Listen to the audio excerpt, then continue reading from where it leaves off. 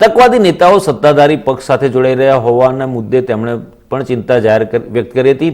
તેમણે કહ્યું કે વિચારધારાના સ્તરમાં ગિરાવટ લોકશાહી માટે સારી બાબત નથી. ગડકરીએ કહ્યું કે કેટલાક નેતાઓ એવા પણ છે કે જેઓ પોતાની વિચારધારા પર દ્રઢ છે, પરંતુ તેમની સંખ્યા ધીમે ધીમે ઘટી રહી છે.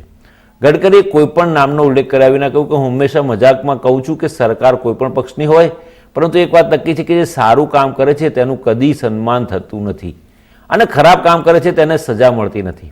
એક મીડિયા સમૂહ દ્વારા સાંસદોએ કરેલા યોગદાન માટે તેમને સન્માનવા યોજાયેલા કાર્યક્રમને સંબોધતા તેમણે કહ્યું કે આપણી ચર્ચા અને વાદ વિવાદમાં સર્જાતો મતભેદ તે આપણી સમસ્યા નથી, પરંતુ આપણી સમસ્યા વિચારોની કમી છે.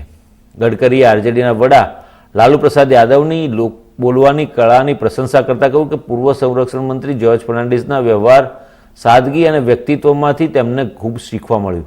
અટલ બિહારી વાજપેયી પછીના ક્રમે હું જ્યોર્જ ફર્નાન્ડિસથી ખૂબ જ પ્રભાવિત હતો. તેમણે બિહારના પૂર્વ મુખ્યમંત્રી કર્પૂરી ઠાકુરની પણ પ્રશંસા કરી. તેમણે કહ્યું કે આવા લોકોએ દેશને લોકશાહી ઢાંચો જાળવી રાખવા મજબૂર કર્યો હતો. પદ પરથી દૂર થયા પછી પણ ઓટો રિક્ષામાં તેઓ પ્રવાસ કરતા હતા.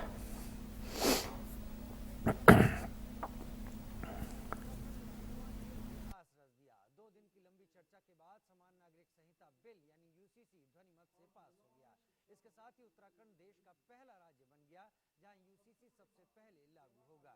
विधानसभा से बिल पास होते ही उत्तराखंड में खुशी की लहर दौड़ पड़ी। मिठाइयां खिलाकर पुष्प वर्षा कर सीएम धामी का स्वागत हुआ। बीजेपी कार्यालय में आतिशबाजी कर जश्न मनाया गया।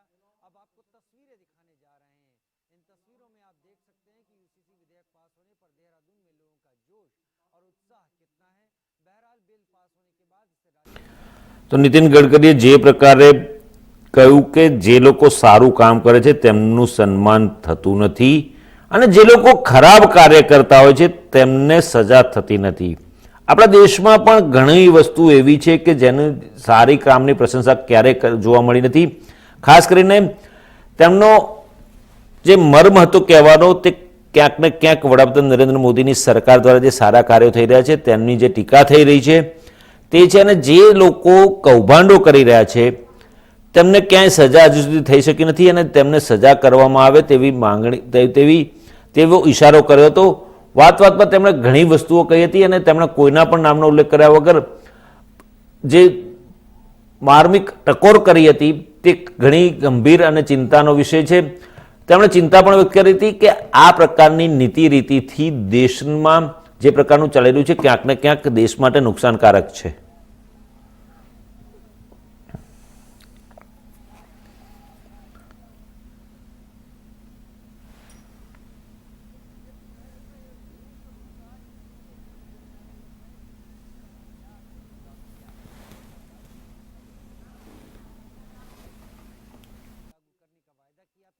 और आज वो पूरा हो गया। इस मौके पर सीएम पुष्कर सिंह धामी ने क्या कुछ कहा, सुन। समान नागरिक संहिता कानून को बनाने के लिए जिस दिन हमने संकल्प लिया था वो संकल्प था, वो दिन संकल्प लेने का दिन